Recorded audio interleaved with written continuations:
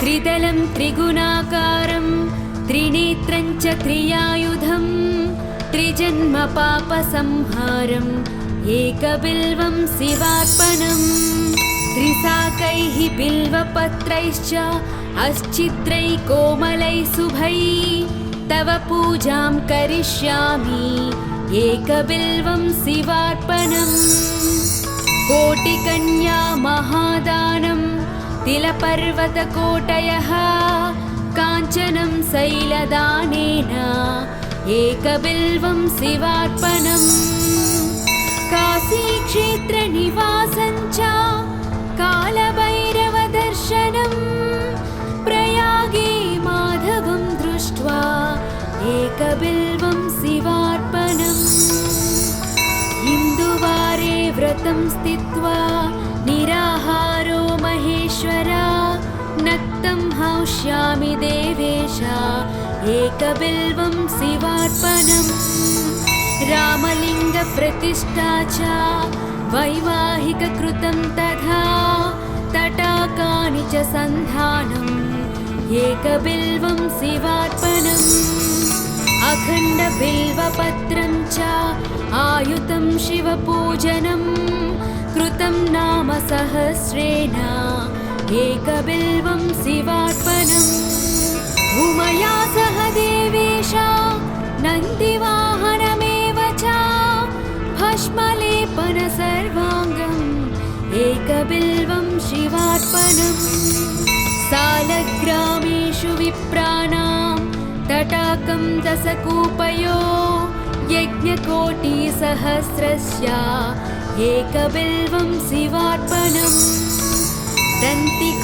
दन्तिकोटिसहस्रेषु अश्वमेधशतक्रतौ च कोटिकन्या महादानम् एकबिल्वं शिवार्पणम् बिल्वानां दर्शनं पुण्यं स्पर्शनं पापनाशनम् अघोरपापसंहारम् एकबिल्वं शिवार्पणम्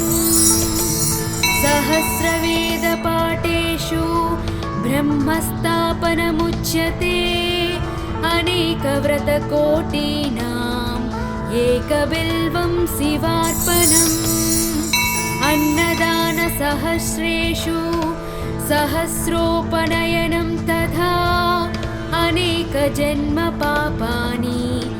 एकबिल्वं शिवार्पणम् बिल्वाष्टकमिदं पुण्यं यः पठे शिवसन्निधौ शिवलोकमवाप्नोति एकबिल्वं शिवार्पणम् ॐ नमः शिवाय ॐ नमः शिवाय ॐ नमः शिवाय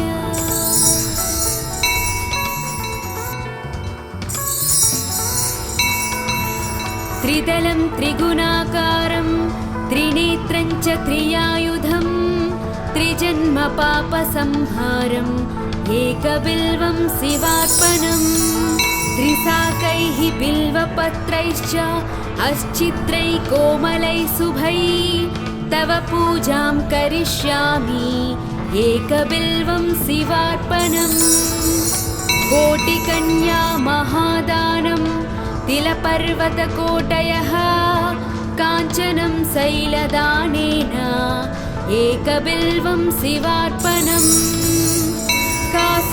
काशीक्षेत्रनिवासं च कालभैरवदर्शनम् प्रयागे माधवं दृष्ट्वा एकबिल्वं शिवार्पणम् इन्दुवारे व्रतं स्थित्वा निराहारो महेश्वरा नक्तं हौष्यामि देवेश एकबिल्वं शिवार्पणम् रामलिङ्गप्रतिष्ठा च वैवाहिककृतं तथा तटाकानि च सन्धानम् एकबिल्वं शिवार्पणम् अखण्डबिल्वपत्रं च आयुतं आयुतं शिवपूजनं कृतं नाम सहस्रेण एकबिल्वं शिवार्पणम् उमया सह देवेश नन्दिवाहनमेव च भस्मलेपन सर्वाङ्गम् एकबिल्वं शिवार्पणम् सालग्रामेषु विप्राणां तटाकं दशकूपयो यज्ञकोटिसहस्रस्य एकबिल्वं शिवार्पणम् दन्तिकोटिसहस्रेषु अश्वमेधशतक्रतौ च कोटिकन्या महादानम् एकबिल्वं शिवार्पणम् बिल्वानां दर्शनं पुण्यं स्पर्शनं पापनाशनम् अघोरपापसंहारम् एकबिल्वं शिवार्पणम् सहस्रवेदपाठेषु ब्रह्मस्थापनमुच्यते अनेकव्रतकोटीनाम् एकबिल्वं शिवार्पणम् अन्नदानसहस्रेषु सहस्रोपनयनं तथा अनेकजन्मपापानि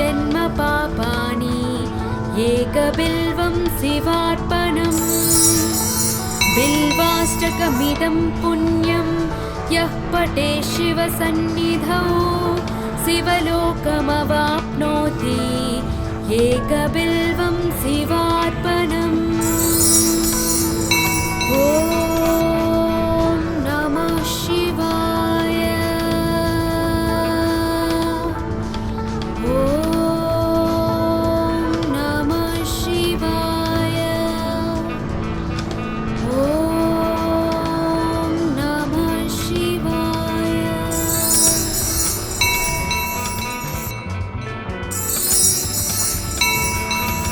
त्रिदलं त्रिगुणाकारं त्रिनेत्रं च त्रियायुधं त्रिजन्मपापसंहारम् एकबिल्वं शिवार्पणम् त्रिशाकैः बिल्वपत्रैश्च अच्छिद्रैः कोमलैः शुभैः तव पूजां करिष्यामि एकबिल्वं शिवार्पणम् कोटिकन्या महादानं तिलपर्वतकोटयः काञ्चनं शैलदानेन एकबिल्वं शिवार्पणम् काशीक्षेत्रनिवासं च कालभैरवदर्शनं प्रयागे माधवं दृष्ट्वा एकबिल्वं शिवार्पणम् इन्दुवारे व्रतं स्थित्वा निराहारो महेश्वरा नक्तं हौष्यामि देवेश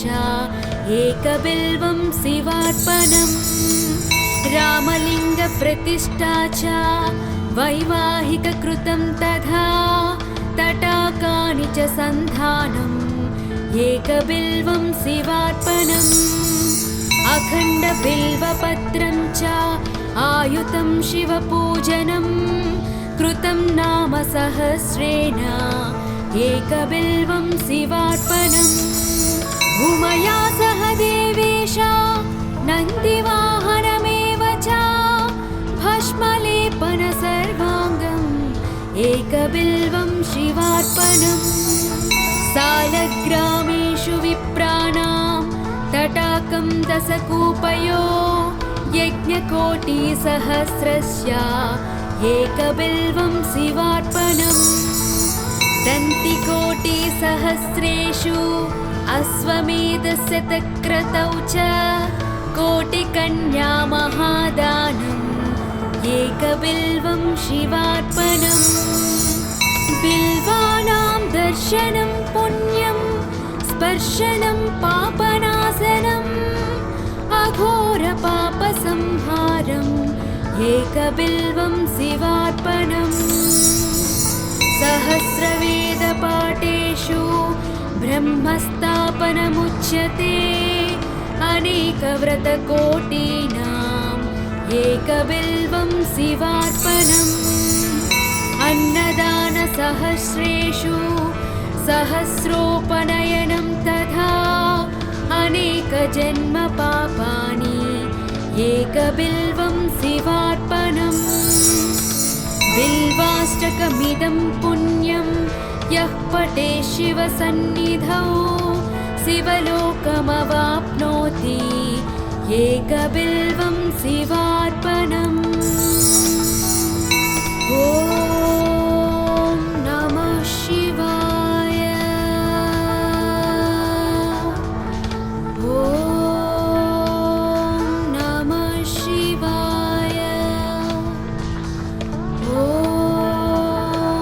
नमः शिवाय।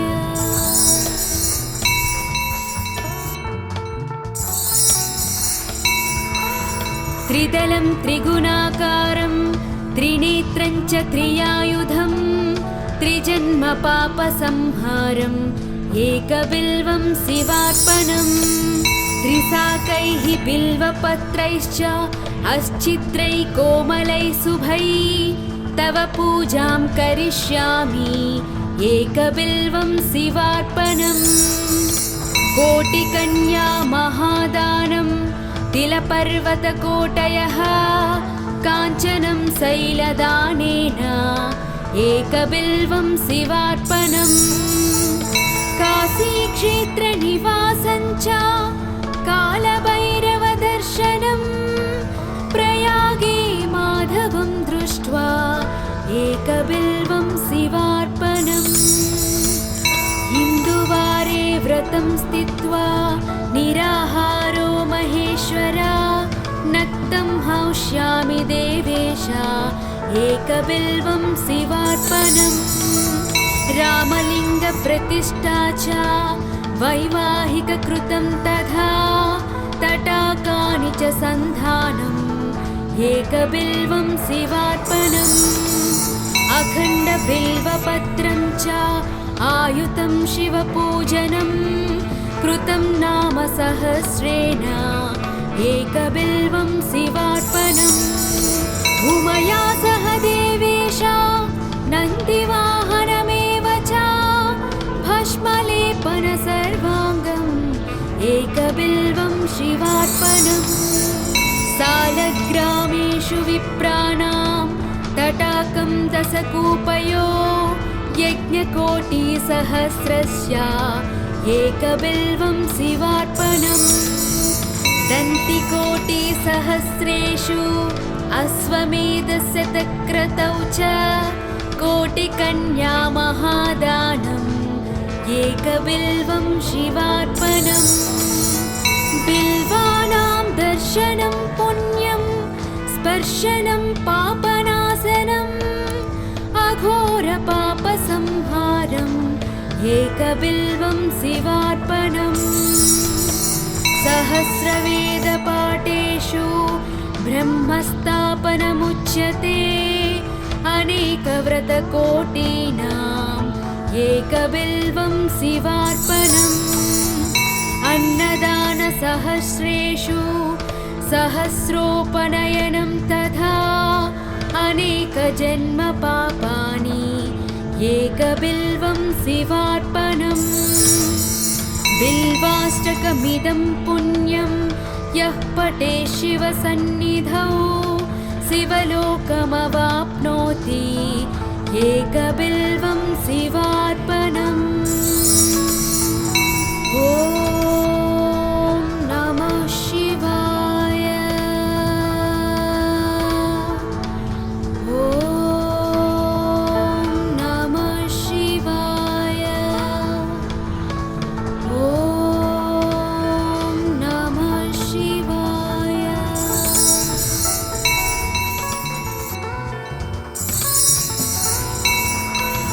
त्रिदलं त्रिगुणाकारं त्रिनेत्रं च त्रियायुधं त्रिजन्म पापसंहारम् एकबिल्वं शिवार्पणम्। त्रिशाकैः बिल्वपत्रैश्च अश्चित्रैः कोमलैः शुभैः तव पूजां करिष्यामि एकबिल्वं शिवार्पणम्। कोटिकन्या महादानं तिलपर्वतकोटयः काञ्चनं शैलदानेन एकबिल्वं शिवार्पणम् काशीक्षेत्रनिवासं च कालभैरवदर्शनम् प्रयागे माधवं दृष्ट्वा एकबिल्वं शिवार्पणम् इन्दुवारे व्रतं स्थित्वा निराहारो महेश्वरा नक्तं हौष्यामि देवेश एकबिल्वं शिवार्पणम् रामलिङ्गप्रतिष्ठा च वैवाहिककृतं तथा तटाकानि च सन्धानम् एकबिल्वं शिवार्पणम् अखण्डबिल्वपत्रं च आयुतं शिवपूजनं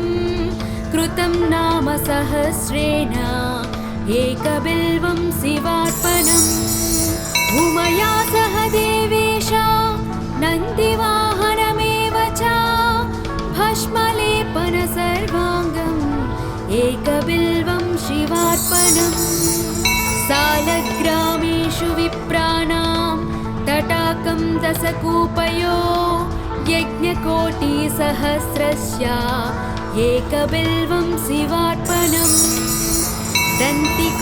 दन्तिकोटिसहस्रेषु अश्वमेधस्य तक्रतौ च कोटिकन्या महादानम् एकबिल्वं शिवार्पणम् बिल्वानां दर्शनं पुण्यं स्पर्शनं पापनाशनम्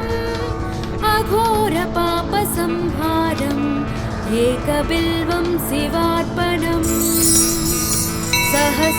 सहस्रवेदपाठेषु ब्रह्मस्थापनमुच्यते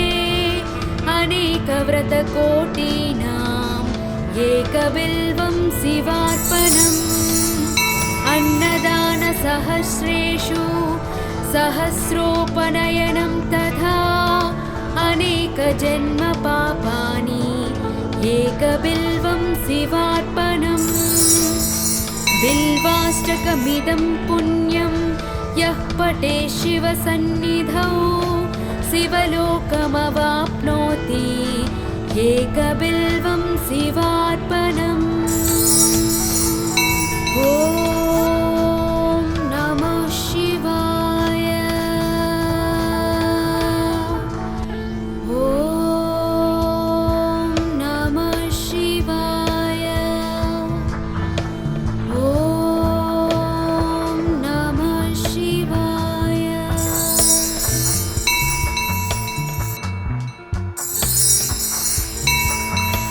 त्रिदलं त्रिगुणाकारं त्रिनेत्रं च त्रियायुधं त्रिजन्मपापसंहारम् एकबिल्वं शिवार्पणम् त्रिशाकैः बिल्वपत्रैश्च अच्छिद्रैः कोमलैः शुभैः तव पूजां करिष्यामि एकबिल्वं शिवार्पणम् कोटिकन्या महादानं तिलपर्वतकोटयः काञ्चनं शैलदानेन एकबिल्वं शिवार्पणम् काशीक्षेत्रनिवासं च कालभैरवदर्शनं प्रयागे माधवं दृष्ट्वा एकबिल्वं शिवार्पणम् इन्दुवारे व्रतं स्थित्वा निराहारो महेश्वरा नक्तं हौष्यामि देवेश एकबिल्वं शिवार्पणम् रामलिङ्गप्रतिष्ठा च वैवाहिककृतं तथा तटाकानि च सन्धानम् एकबिल्वं शिवार्पणम् अखण्डबिल्वपत्रं च आयुतं शिवपूजनं कृतं नाम सहस्रेण एकबिल्वं शिवार्पणम् उमया सह देवेश नन्दिवाहनमेव च भस्मलेपन सर्वाङ्गम् एकबिल्वं शिवार्पणम् सालग्रामेषु विप्राणां तटाकं दशकूपयो यज्ञकोटिसहस्रस्य एकबिल्वं शिवार्पणम् दन्तिको सहस्रेषु अश्वमेधशतक्रतौ च कोटिकन्या महादानम् एकबिल्वं शिवार्पणम् बिल्वानां दर्शनं पुण्यं स्पर्शनं पापनाशनम् अघोरपापसंहारम् एकबिल्वं शिवार्पणम् सहस्रवेदपाठेषु ब्रह्मस्थापनमुच्यते अनेकव्रतकोटीनाम् एकबिल्वं शिवार्पणम् अन्नदानसहस्रेषु सहस्रोपनयनं तथा अनेकजन्मपापानि एकबिल्वं शिवा